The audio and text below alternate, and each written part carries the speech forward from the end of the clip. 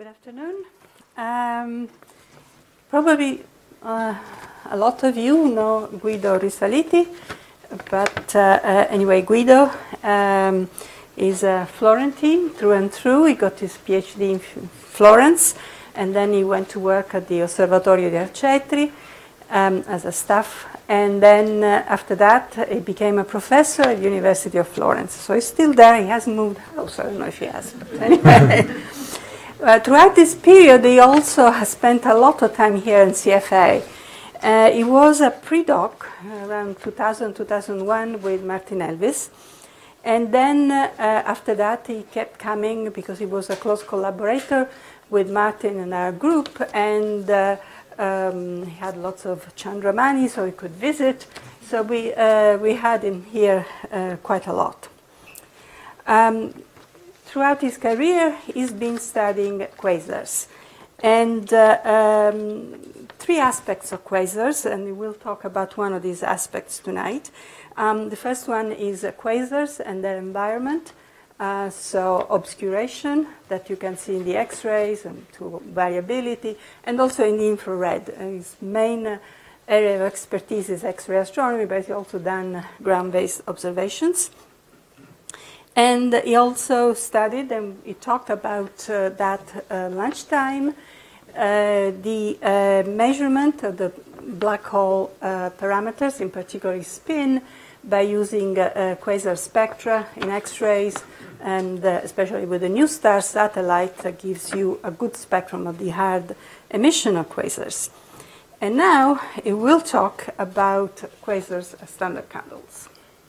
Thank you very much, and thank you for inviting me and giving me this opportunity to present this ongoing work, but it's now more than 2 years that I and my collaborators are working full-time on this, so I have quite a few results to show you. And okay, so as the title says, okay, I will try to convince you that quasars can be used as standard candles, and they can give quite interesting cosmological constraints today. I mean, without waiting for future surveys, or, well, future surveys will, of course, improve the significance of these results, but using what we already have, we can do a very good job in this field. So let me just spend a couple of minutes introducing standard candles. Probably I don't need this kind of introduction with this audience, but just to be sure. Okay, standard candles are one of the pillars of observational cosmology, and basically here I'm just showing the latest result, for example, on the measurement of the Hubble parameter, which is a very long story, and this is just the latest result of last year, when the parallaxes and then Cepheids, standard candles, and then supernovae as standard candles are used together, and they are cross-calibrated one with the previous one, and this is the way to measure the Hubble parameters through the distance redshift relation, also known as the Hubble diagram. Okay, so this is for the very near universe, up to redshift 0.1 or something like that. But you also know that standard candles are the the main supernovae standard candles are the main way to the first way to probe the accelerated expansion of the universe. Again, everything started about 20 years ago with a few objects. Now what I'm showing here is one of the most recent compilations of supernovae 1A in the Hubble diagram, and they are several hundred sources. And they probe the expansion of the universe, let's say in half, a bit more than half of the age of the universe, from half to today. And you see they are, so it's hard to tell here that they are almost 1,000 because they are clustered here at low redshift, but there is also a significant, even if not very numerous tail at redshift higher than 1. Okay, and if you if we want to summarize the results from standard candles and the other main cosmological probes, I mean, one can use many different ways to show it. I have chosen this from a very recent review because it shows the improvement in the last 20 years from the first supernovae to the best constraints that are available today. So basically here, this is a plot showing the constraints on omega m, so the density of matter in the universe, and W. W is the parameter of the equation of state of the dark energy component. Okay, and so assumed here in this particular model, it is assumed that it is constant at all redshifts. So the value of -1 corresponds to the lambda CDM model, so it corresponds to a cosmological constant. Different values would have a different interpretation. This is just one, maybe the simplest extension of the standard lambda CDM model, but there are many others. And the job of the observational cosmologist today is to try to understand which is the right model and which is possibly which is the physical interpretation of this model, given that it works very well in terms of fitting the data, but we don't know anything about the physical grounds. We don't know what dark energy is. We don't know what dark matter is, and you know, and so on. There are many let's say unknown physical problems with cosmology. So the green contours as what could be done with the first supernovae, the ones that probe the accelerated expansion of the universe. And then you see how things have grown much better today using bigger samples of supernovae together with other cosmological probes, baryonic acoustic oscillations in particular, and then of course the CMB. So one point that I want to make here is that almost all the constraints that can be obtained from these probes, of course there are others, I'm just showing the main ones, are mostly either at low redshift below 1 mostly, 1.5 considering the tail of the supernova at redshift higher than 1, or at the CMB redshift.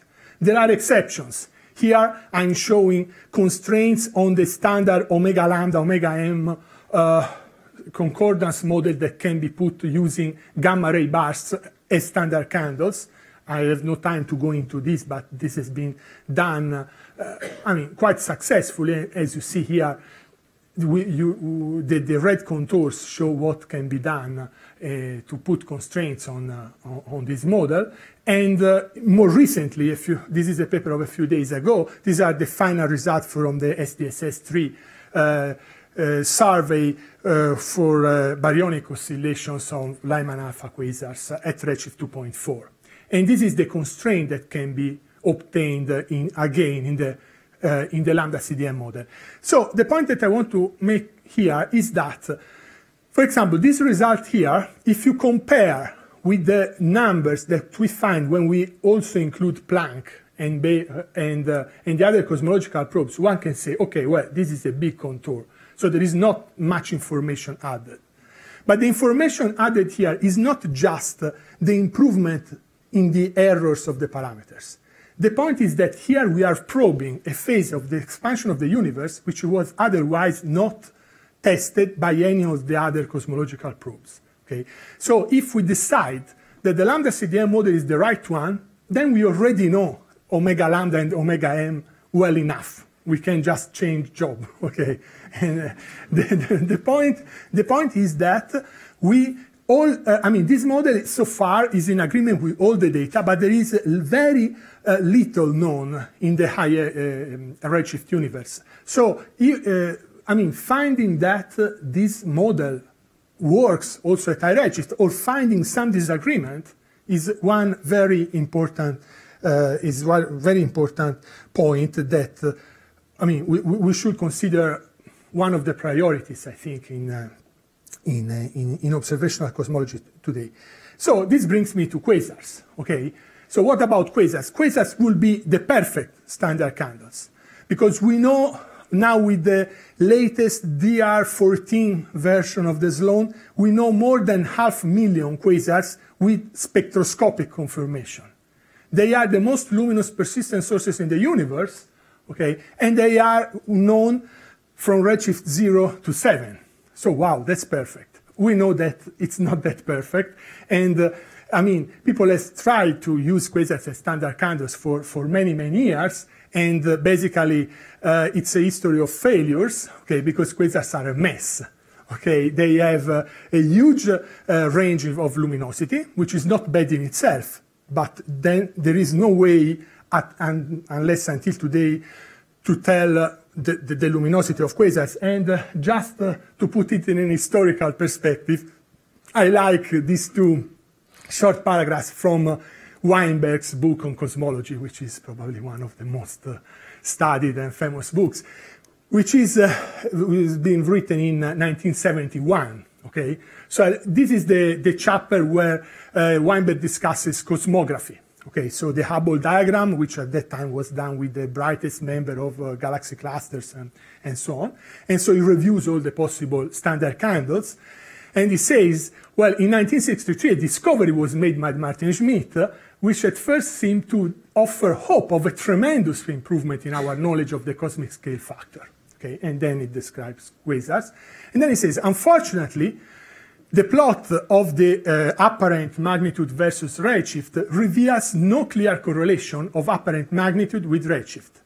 If quasi-stellar objects are indeed at cosmological distances, we never know, especially in the 70s, okay, then they must have an extremely wide spread in absolute luminosity, which is the case, of course. The comparison, this is the main point, the comparison of redshifts with apparent magnitudes will become cosmologically interesting for quasi-stellar objects only when we learn how to distinguish quasi-stellar objects of different absolute luminosity. That's obvious, of course, but it's nice to find this sentence already in 1971 in a classic book.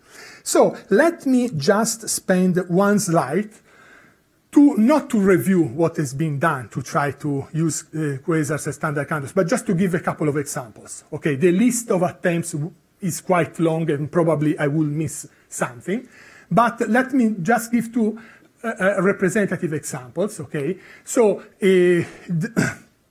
variability of quasars, both in the optical and in X-rays, has been tried as a cosmological, as a way to infer luminosity. Then reverberation mapping, this is a recent method. Basically, using reverberation mapping, we can estimate the distance of the broadline clouds in quasars, and then from the distance luminosity relation, one can infer the luminosity. Okay, so this is something which, as I show here, works quite well. Then the Baldwin effect, maybe it's the most famous way to link luminosity to some spectroscopic feature of quasars. Basically, there is an anti-correlation between the equivalent width of emission or the main emission lines in quasars and the luminosity. So we can use the equivalent width of the lines, which is just a flux ratio, to infer the luminosity. So why are these methods not so useful to do cosmology? Because either they can be used on too few objects, or the dispersion is too high. And these are two extreme examples. This is a Hubble diagram. It looks linear because it's in logarithm of redshift, and it's just up to redshift 1, for a local, well, up to redshift 1 quasars, okay, using the reverberation method. So the dispersion is quite good. Okay, this is potentially a good method. However, how can we fill the Hubble diagram at redshift higher than 2 with hundreds of these objects? We should do the reverberation mapping programs for all of them, which is something crazy from an observational point of view. On the other side, it's very easy to measure the equivalent width of emission lines for hundred thousands of quasars today. So this is a very, very easy measurement. Okay? And I made this plot myself from the quasar catalog of the Sloan Digital Sky Survey. It took me 5 minutes. The point is that, okay, here we have 100,000 points, but again, we cannot do any useful cosmological measurement here because the dispersion is too high. Okay? So the point is to find, a method which has not any of these two problems. So what we have worked on is apparently something which is even worse. Okay? Because what I want to focus on is the well-known non-linear relation between the X-ray and the UV emission in quasars. This has been known for many years now. I hope that this is the first reference. I don't know if there is anything even earlier, but I don't think so. So as many of the things I'm talking about here, it started here, okay, and here at the CFA. And so it's well known that the ratio between X-ray and UV emission in quasars decreases with luminosity in quasars. So more luminous quasars, bolometrically or optically, are relatively less luminous in X-rays. Okay. So from the ratio, in principle, from the ratio between the X-ray and UV flux in quasars, one can estimate the luminosity. Here again, this is the first discovery of this effect, and this is a more recent result based on the Cosmos survey. Okay, so as you can see, this is even worse than what I have shown you in the previous slide, because these are both few objects and with a very high dispersion. Okay, so it's a step in the wrong direction. Okay, however, the point is that everything changed in the last few years regarding this method for two main reasons. The first is that there is a huge increase in the number of objects of quasars, which have both X-ray and UV flux measurements. We go from a few hundred to several thousands and increasing. And I will show you in a second how. Okay. Then the second, so this is just an observational improvement. Then the second one, I think this is the most relevant point of all my talk, and I will try to convince you about this in the next minutes. We found that most of the dispersion is not intrinsic, but it's due to observational issues. It's related to the observational process. And this is quite unexpected, because we always used to think, as I said at the beginning, the quasars are a mess. So when you look at the dispersion, for example, of this relation, the comment was, well, of course there is such a dispersion. It's a miracle that there is some relation at all, because quasars are so different one from the other, and there are so many physical parameters that can play a role, that just plotting these two parameters which are related to some global property, okay, so which depends on many specific parameters, why should you find a tight relation? Okay. Instead, I will show you, okay, this is an outline, I can say, of the rest of my talk, that this dispersion is not intrinsic. And intrinsically, the relation is incredibly tight. At least incredibly, I mean, unexpectedly tight, at least for me. And here we have two consequences. One is a physical consequence. It means that there must be a very stable universal physical mechanism which enforces this tight relation in quasars. And I'll try to discuss this point too later.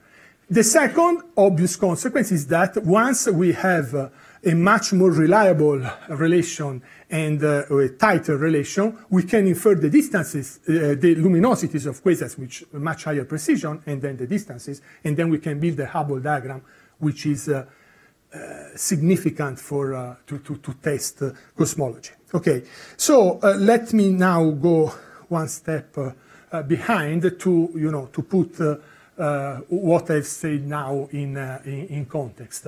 So when we talk about the UV and X-ray emission in quasars, okay, we are talking about two components, both arising from the very inner regions in quasars. So in quasars, there is a supermassive black hole surrounded by an accretion disk, and in principle, this accretion disk can have, a structure with many free parameters. However, it's important to say that when we talk about quasars, and in particular what I'm referring to during this talk, we are talking about very luminous objects. Luminous objects so luminous that even considering the very high black hole masses, which are typically at least 10 to the 8 solar masses, anyway, the radiation mechanism must be very efficient. So the accretion disk must be such to be able to irradiate a significant fraction of the energy lost, the gravitational energy lost falling into the black hole. Okay, so we have this accretion disk which is at a temperature so that the peak of the emission is in the UV. I'm reviewing, very, very basic and very well-known properties of quasars. Then the X-rays are due to the inverse Compton reprocessing of the seed photons coming, of part of the seed photons coming from the disk by a cloud, so-called corona, of hot electrons. Okay, nobody knows exactly the shape and the exact location of this corona, but it must be quite small, a few gravitational radii, and not too far from the black hole.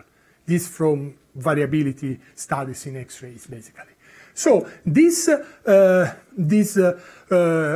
corona reprocesses a few percent of the energy coming from the accretion disk up to the X-rays, and typically the spectrum is a power law if we can see directly this emission. So if the line of sight is completely free from gas, dust, anything due to the environment, okay?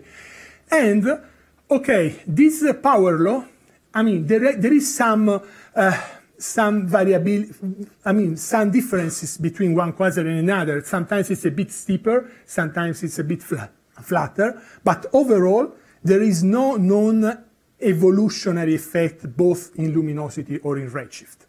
So basically, all quasars intrinsically show something, all luminous quasars show something very similar to this. In the ultraviolet, so the disk emission, again, it is well known, and here I have chosen this figure, which is a very famous figure, because this is the spectrum of the highest redshift quasar known. It is a redshift 7.0 something, 7.037, let's say, okay? And this is the red point. This is a near-infrared spectrum.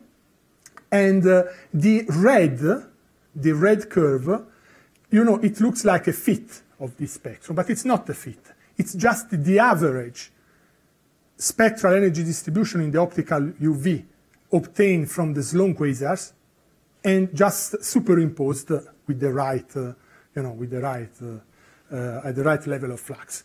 So again, this is to say that this is just one example, so it could be an exception, but it's no exception. The point is that, again, when we look at very luminous quasars and blue quasars, so not affected by dust reddening or extinction or something like that, what we see is a remarkable similarity in the optical and UV properties. Okay, so going to our relation.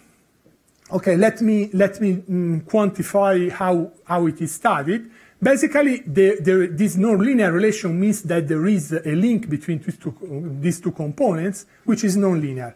We know that there must be a strong link for a simple reason, that if we consider the energy inside this, in the thermal energy of this cloud of electrons and the typical X-ray luminosity, this cloud should cool down very rapidly without any injection of energy.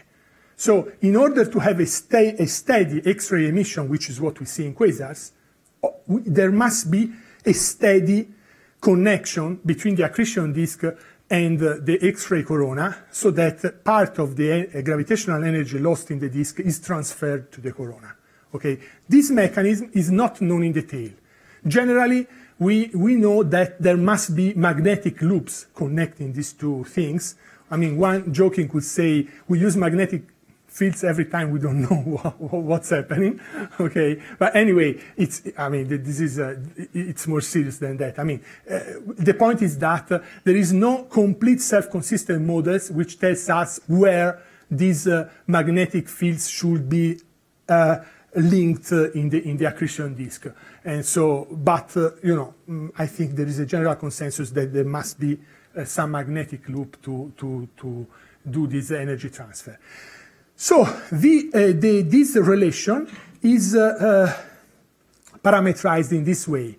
So it is a linear relation in the logarithm of the luminosities, and as a proxy of the X-ray luminosity, we take the monochromatic luminosity at 2 keV, and for the UV we take 2500 angstroms. Okay, this is for historical reasons. Basically, at the time where they first studied this relation, these were two very convenient frequencies to study.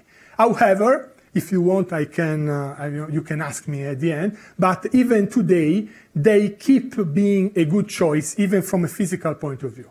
Okay, so we have good reason to think that they are close to the best choices in order to have a proxy of the total X-ray and UV luminosity, respectively. Okay, maybe we can do some more work on that, but I think that's okay. So here you see the relation we were talking about, and here something changed. There are no more, there are not a few hundred points, but there are several thousand points. So how did we do this plot? And we did this plot basically by cross-correlating the Sloan survey. Here it's the DR7 and the DR12. We are working now on the DR14. It's still a preliminary sample, so we haven't worked on that yet. And with the XMM catalog of serendipitous sources. I'll mention at the end what we are doing with Chandra, because of course we can do the same. So with this cross-correlation, we obtain almost 8,000 quasars. So it's a huge improvement in numbers. Okay, and this is what it's plotted here. Okay, can we do a good Hubble diagram with this sample? No, we cannot. If we try, well, it's wrong, first of all, and if we try, we see horrible things. Why? Because these are just all the cross correlations, and this sample is not well representative of the relation, because in too many cases, we have biases of wrong measurements because of dust extinction in the UV. You need a very little dust to make a big mistake in the estimate of the 2500 angstrom luminosity. Gas absorption in the X-rays, galactic contamination, calibration issues, especially in X-rays. These are faint sources, so it's easy to have background or calibration problems. Selection biases. Since these are flux-limited sample, it is, if we do not correct carefully for selection biases, we tend to select, especially at the low end of the flux, sources which are brighter than the average. The standard Eddington bias. Okay, so the fact that there is this high contamination is also reflected in the dispersion of this relation, which is very high. It's about 0.4, and we are back to the beginning. Okay, we solved one of the two problems. Now we have enough objects, but the dispersion is still very bad. That means that we can estimate the distance at the end of these quasars with let's say, within a factor of between 2 and 3. That's too bad, even if we have 1,000 objects. So this is a much better relation with a dispersion which is much better. These are logarithmic units, so going from 0.38 to 0.28 is a big improvement. Okay, and how did we go from the first one to this one? You see, we lost about 70% of the sources. So it must be worth it, okay, to do something like that. Well, of course, first of all, it's not just a matter of statistics. Even if it's not worth it, we have to do that to clean the sample, because we cannot accept wrong measurements, as I said. Okay, so the cleaning here is not based on anything physical. we just filtered out objects which looked reddened or absorbed in X-rays or, let's say, possibly affected by the Eddington bias. Okay? And so this is, then we made a lot of checks with mock samples, because it's easy to simulate this kind of selection and use mock samples to check the procedure. And basically, we think that this is a clean sample in terms of, when I mean clean sample, I mean that both the X-ray and UV measurements are correct, in the sense that if there is any problem in addition to the statistical errors, it's not biased in any particular direction, or it's not redshift dependent. So it's not something which could affect the cosmological application. We can do even better. We can add a filter in terms of quality of the X-ray observations without checking the spectrum. Okay, so it doesn't mean I choose the best spectra, because that again would be a bias. But for example, I could choose the X-ray observation with a small off-axis angle, or I could choose the longest X-ray observations, just in order to improve the quality. And again, here the sample becomes probably too small for a cosmological application, but you see that the dispersion becomes even smaller. And there is the last step that I'm not showing here, but if I choose the 150 best in terms of quality of X-ray observation sources, I go down to 0.18, which is a huge improvement.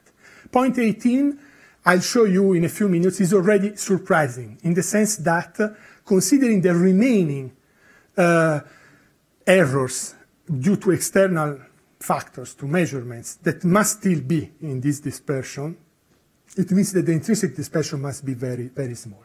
There is another key point about having such a good sample. Of course, in everything I've shown you here, I've always used luminosities.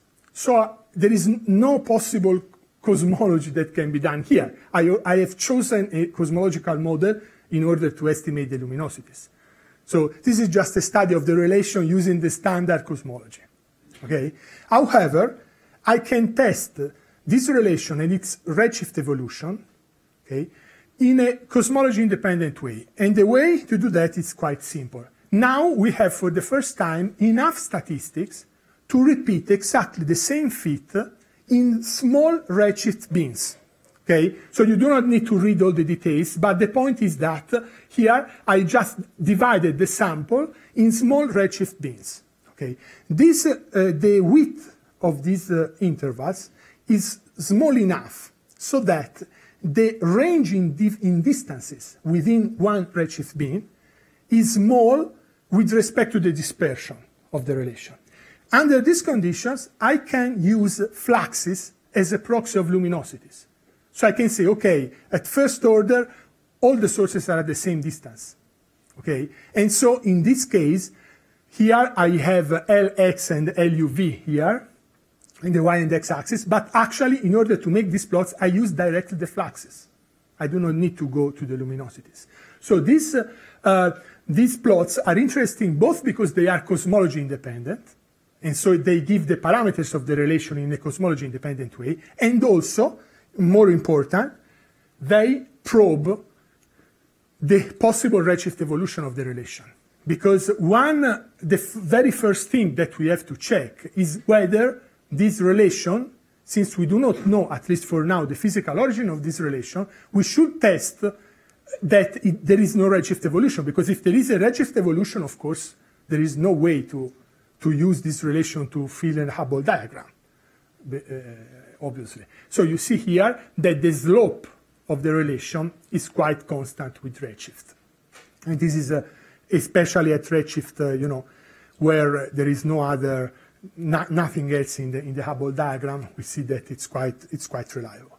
So at this point, what can we do? We can take these sources, we can work out the distances from the relation. We write the relation in luminosities, then we turn the luminosity in fluxes, and the luminosity distance doesn't cancel out because the coefficient is not 1 between the X-ray and UV luminosity. So it's a very easy thing. Of course, everything depends on an unknown scaling factor.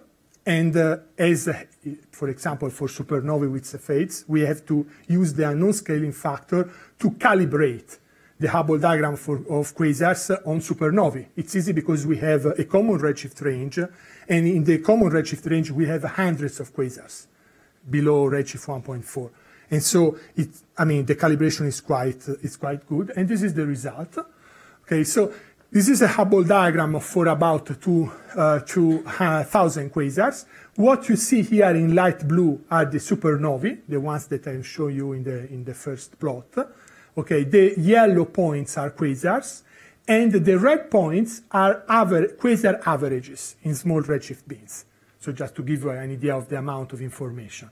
And basically what happens is that below redshift 1.4, and this is just a zoom, we do not add any cosmological information because supernovae are too good, let's say. There is so much more information in the supernovae. But this is very good for cross-calibration and also to check that everything works well, because there is a free scaling factor between the red and the blue points, but the shape has no free parameter.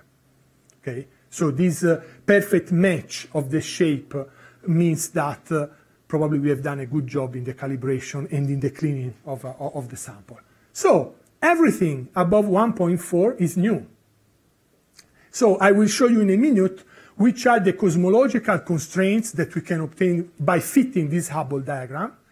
But even before doing so, let me stress that even before checking whether we can improve our measurement of the cosmological parameter, this is already something which is quite relevant, because even if we find exactly more of the same regarding the measurement of the cosmological parameter, yet this is completely new. This is in an explored redshift range, and we are just checking the cosmological model in a new redshift interval, which is everything basically above redshift 2.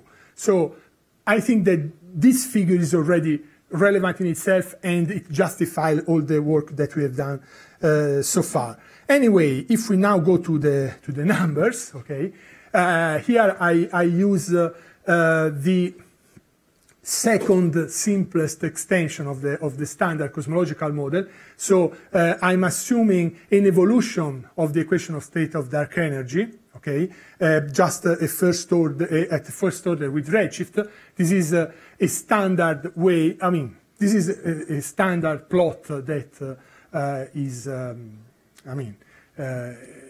used to check possible deviation from the cosmological constants of the dark energy sector, and it is so, let's say, useful and so important that the power of a new cosmological probe is almost always measured using the area of these contours.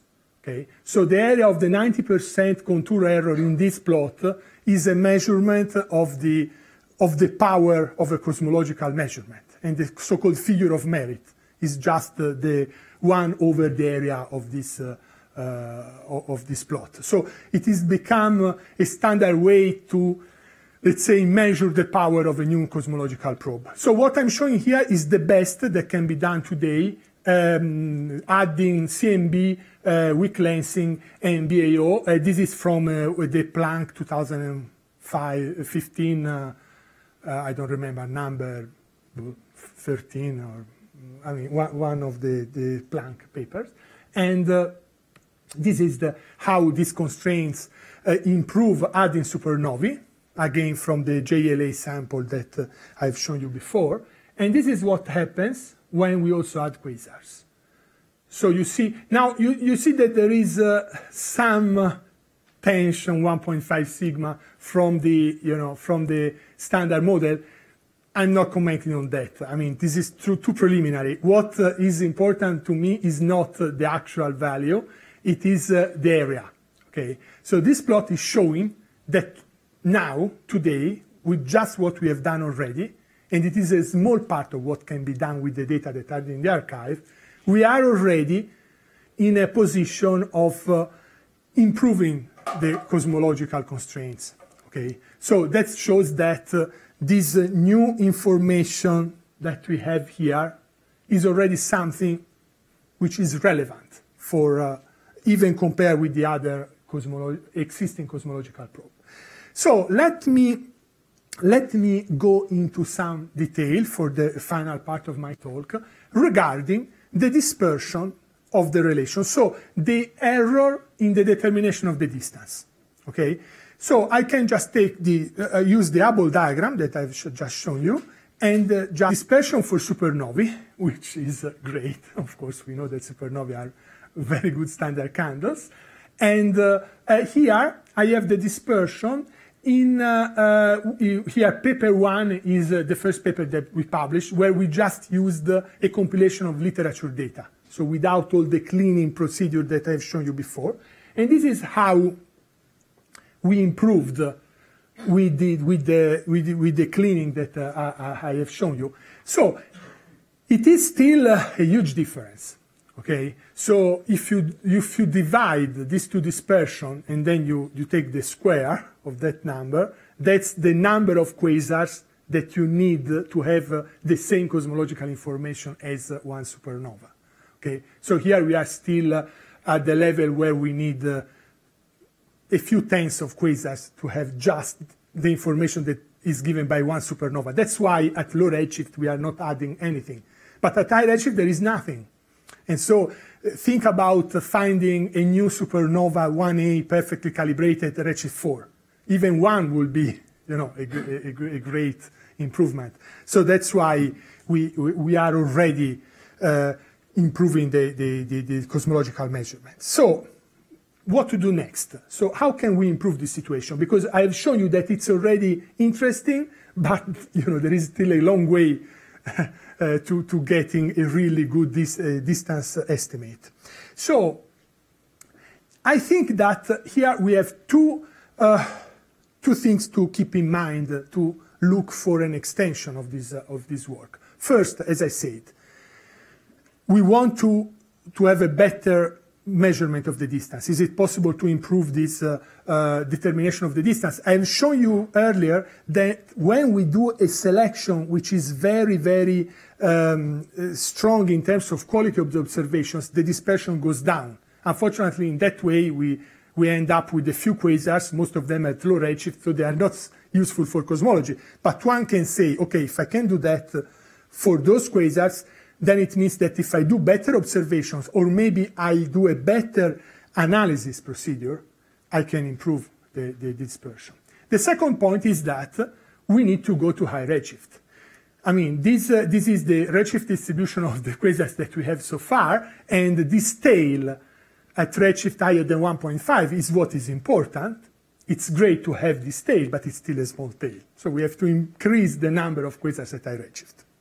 So one direct way to do both is the following: to choose a particularly well-selected sample in the optical, and do dedicated observations in the X-rays. In this way, I can choose high redshift objects, and so I can fill the Hubble diagram at high redshift.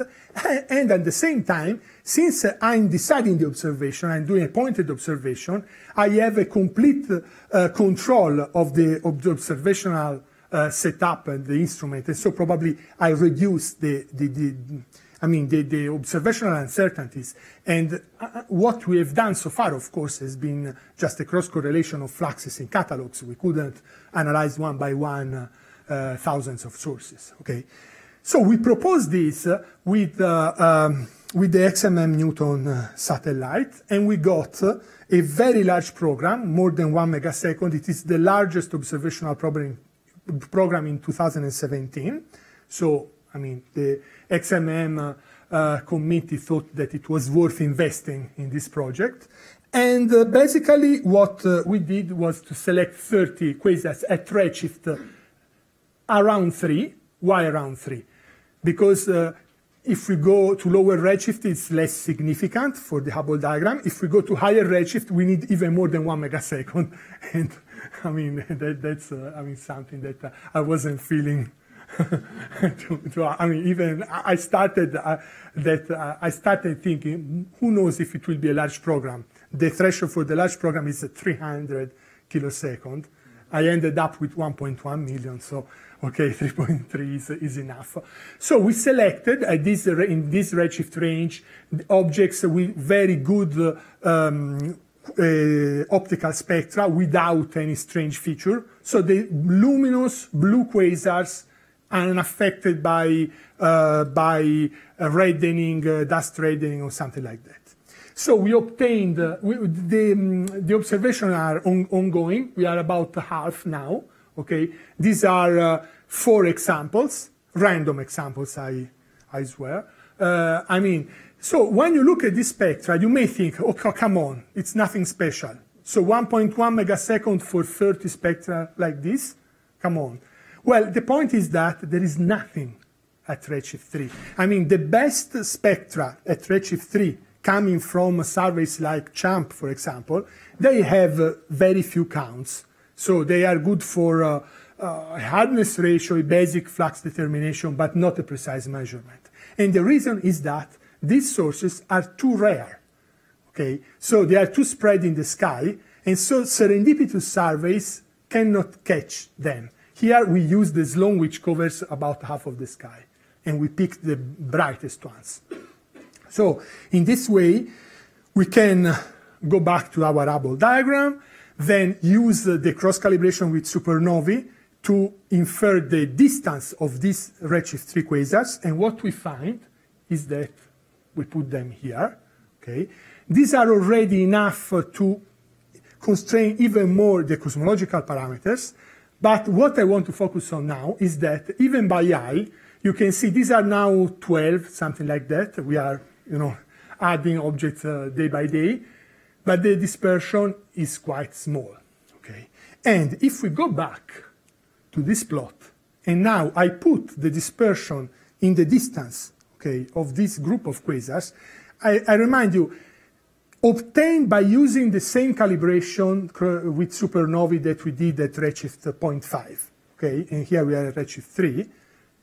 This is where the point goes. So this is even better than we predicted in the proposal that at the end was given 1 megasecond. One tries to be optimistic in the proposal, no? Okay, this exceeded our optimism because we predicted a higher dispersion. So with this kind of dispersion, it means that one supernova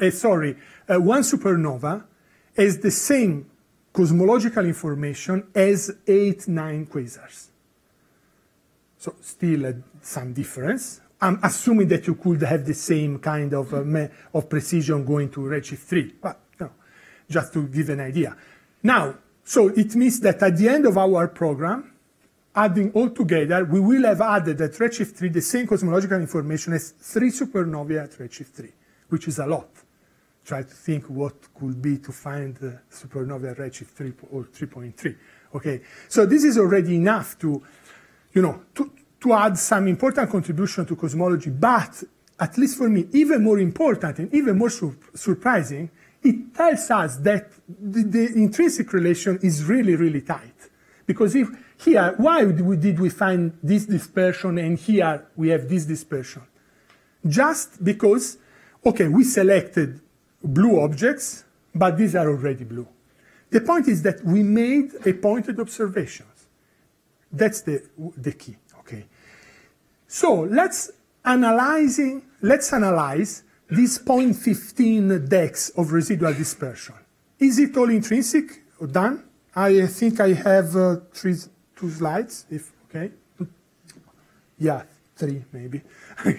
And so basically, but this is the last important point that I want to make. These 0.15 dex are still affected by external factors. It cannot be all intrinsic. Why? Because there is X-ray variability, which is not accounted for.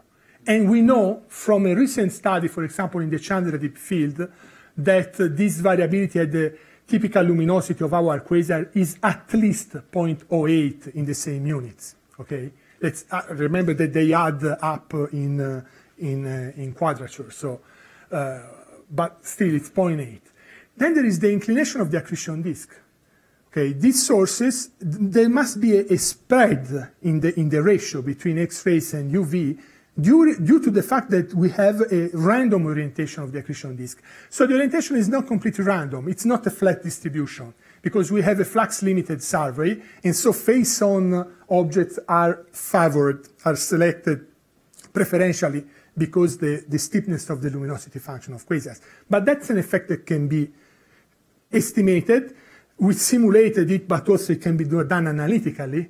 And so the distribution of inclination angles is not random. So the dispersion is smaller than it would be if it were random, but still it's important. And it is about 0.12. Actually, it's not symmetric. So but let's say the average sigma is about 0.12 index in the same units. There is the UV variability. Sorry, I forgot to put the reference here, but it is of the order of 0.05. And then there are uncertainties in the UV measurement that so far we neglected completely. We are assuming that we have doing a perfect job in measuring the UV luminosity, which of course is not true. If you add up all these effects, okay, you conclude that all these effects added together, and considering them as independent, they give the same dispersion that we are measuring. Okay? We can say that the intrinsic dispersion at most can be 0.05 dex over more than 4 orders of magnitude in luminosity, the same as supernovae. So intrinsically, these sources are indeed standard candles.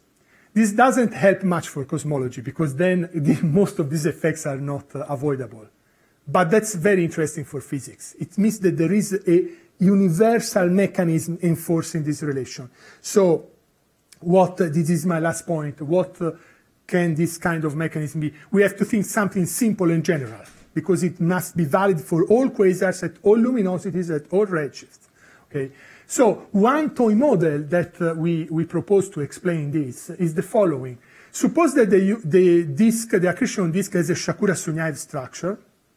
Okay, and let's neglect the possible differences in spin among quasars. Okay, let's assume that they have all the same spin for simplicity. Okay, then the point is, so we have a Shakura-Sunyaev-like emission from the accretion disk, and as already proposed for other reasons by several authors, let's assume that a fraction of the gravitational energy in the disk is transferred to the corona through magnetic loops. Okay, but let's assume that this cannot happen in all the disk, but in particular it cannot happen in the inner part of the disk, which is radiation pressure dominated. Okay, so there are good reasons, at least theoreticians say so, I'm not an expert, to say that these magnetic loops can be anchored only to the gas pressure dominated part of the disk. Okay, so let's just use it as a working hypothesis. Okay, if this is the case, okay, then I can obtain a UV luminosity as a function of the mass and the accretion rate following the Shakura-Sunyaev model. Then I can obtain again an X-ray luminosity based on this assumption, again considering which is this transition radius between radiation pressure and gas pressure dominated regions in the Shakura-Sunyaev disk. And again, this gives me a relation between Lx and m and the accretion rate. Then I can remember that the mass and the accretion rate, they are the physical parameters, but they are not directly measured, but they are linked through the virial relation to the broad line widths.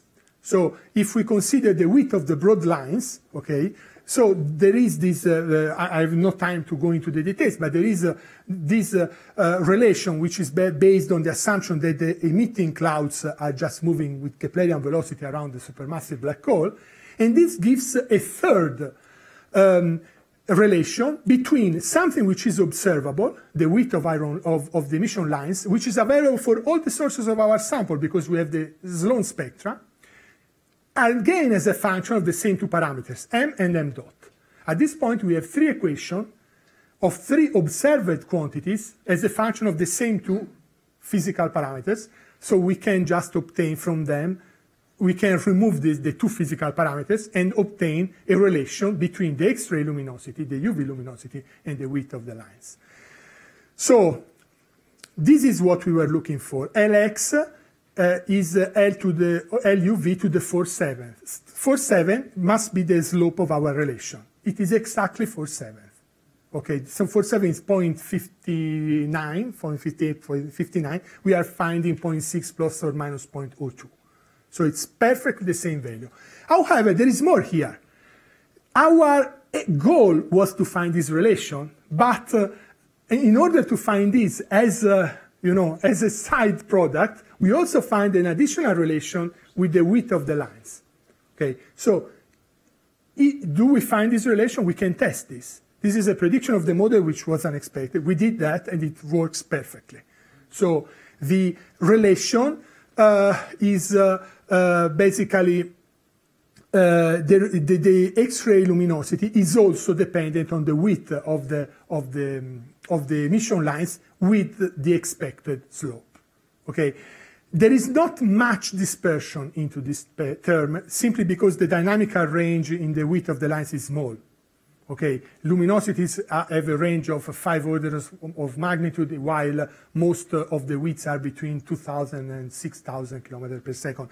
So statistically, it's not reduced much the dispersion, but it is very, very significant. You can tell from the error on this coefficient. Okay, and this is what we obtain when we plot not just the X-ray versus UV luminosities, but X-ray versus the projection of this plane, and it is even tighter than before. So this is a marginal improvement for cosmology, but it is interesting because physically it tells us that we are in the right direction.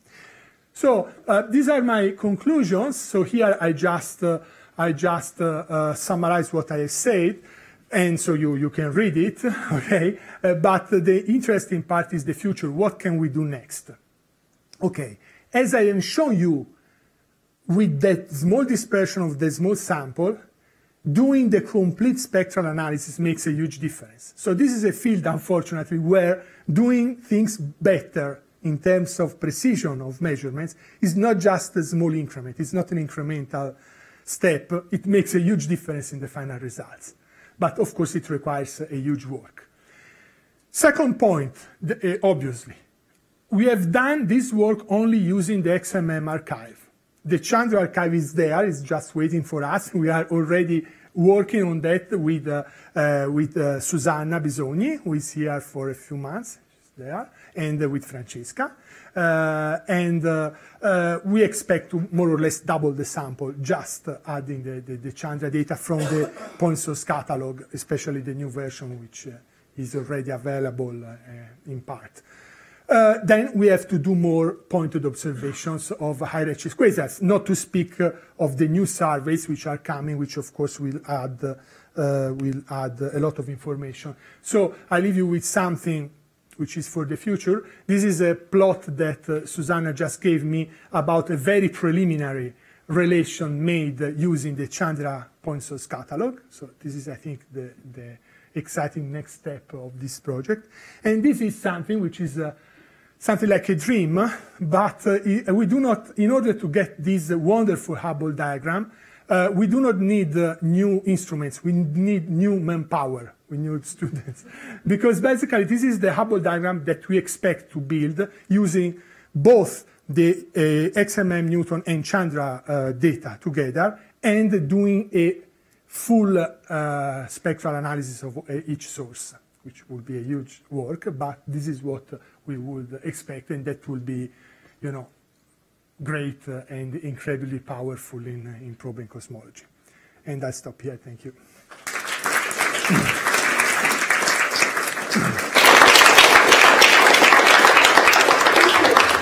All right. I want just to make a comment before I open the paper to discussion. This is a wonderful illustration of the importance of surveys and archives and archival data. Here we have two people, Guido and Beta, and they've done this work. If you look at what was done for the supernova, because people have to go get their own data, huge tools. But the data here is there and it's been used. Okay. Yeah, I have a question regarding the variability. There is well-known optical variability in quasars, and also it affects when usually the variability in broad lines also correlates with the variability of the slope, and the slope affects the UV measurements. Do you have any plan of performing simultaneous observations of your X-ray, well, together with XMM or Chandra to observe them in the optical to get rest frame UV measurements? Yeah, okay, so let's say regarding the UV measurements alone, okay, of course there is a variation in slope even for completely unobscured objects, okay? And so the point is either having the 2500 angstrom in our range, thanks to the redshift, or getting a reasonable extrapolation, and we carefully studied which is the redshift range where this kind of extrapolation is reliable. Susanna did this work in particular. And regarding the connection with X-rays, okay, I think that is something hopeless. So we will live with the dispersion due to the effect that I mentioned basically forever. And the reason is that simultaneous observations do not help with these luminous quasars because they are so big that the light travel time from the UV emitting region to the X-ray emitting region is much longer than the duration of the observation, and we do not know how long it is, because we should know with very high precision the black hole mass and the distance of the emitter and so on. So basically, even using simultaneous observations, we will still have to uncorrelated, physically uncorrelated measurements. So I think that I agree that there is some dispersion due to these effects, but I think that they will stay there. I cannot imagine a reliable way and to improve on this. Yes. So, what is the answer? What are you getting for the time evolution of W as a function, or W sub A? Yeah. Okay. This is the best result that we have now. Let me be bold. I will show you something. So I have shown you that there is a marginal disagreement with the standard model, but I'm not betting on it. It's just it can go away, and we shouldn't discuss on 1 sigma deviations that they are normal. However, I just for fun. Okay, I did this simulation. Let's go to this sample, which I say that this is not with the next observatory. This is with the next bunch of students, which I don't have, but one can dream. Okay, and so let's assume that with this Hubble diagram, we get the same central value that we are finding now. Mm-hmm. Okay, which is not the standard concordance model, but it is with a W which is lower than -1. So it is in the phantom energy sector. Okay, and that's what we will get. This is a simulation that I didn't want to show because I did it just for fun. But with the same central value, I tried to simulate that Hubble diagram, to fit that simulated Hubble diagram, and I will find something like that. So you see, with this kind of contour, you can, even if you shift it a little bit to the right, you are sensitive to variations of a few, for 10, 20% from -1 at the 2 sigma level. If you find something like that, that's the big discovery. Yes. If you move this exactly at the central point, you could say that, yes, you have done a slightly better measurement, but quasars haven't had much.